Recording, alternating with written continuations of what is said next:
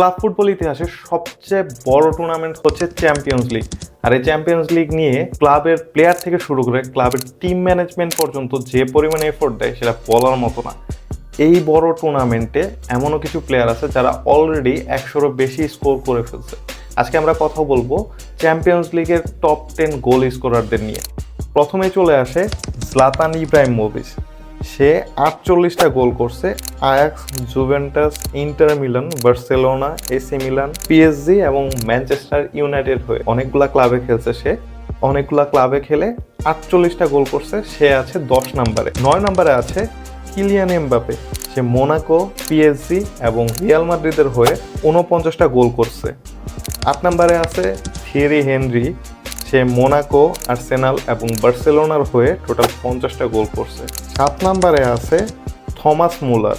সে Bayern মিউনিখের হয়ে total 54টা গোল করছে। 6 নম্বরে আছে Ruud van Nistelrooy. PSV, Manchester United এবং রিয়াল মাদ্রিদের হয়ে টোটাল 56টা গোল করছে। 5 নম্বরে আছে রিয়াল মাদ্রিদের প্রিন্স রাউল গনজালভেস। সে রিয়াল মাদ্রিদ এবং শালকের হয়ে টোটাল 71টা গোল করছে। 2011-12 সাল পর্যন্ত, ইভেন 13-14 মেবি, এই পর্যন্ত সে চ্যাম্পিয়ন্স লিগের টপ স্কোরার ছিল। তারপর তাকে বিট করা হয়। 4 নম্বরে আছে কারিম বেনজেমা।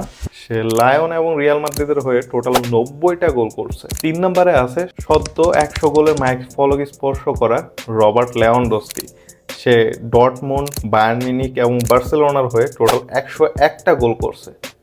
2 নম্বরে আছে লিওনেল মেসি।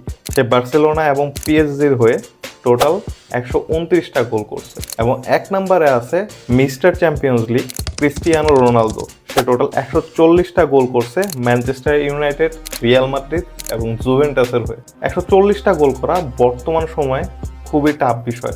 তারপরও এমন কিছু প্লেয়াররা আছে যারা হয়তো এই 140 গোল স্কোর করতে পারে, যাদের সম্ভাবনা আছে। তাদের মধ্যে অন্যতম হচ্ছে এমবাপে এবং হল্যান্ড।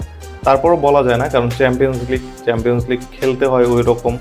চ্যাম্পিয়ন্স লিগের পারফরমেন্স ওই রকম না থাকলে, রোনালদোর মতো না থাকলে 140টা গোল বিট করা কিন্তু মুখের কথা না।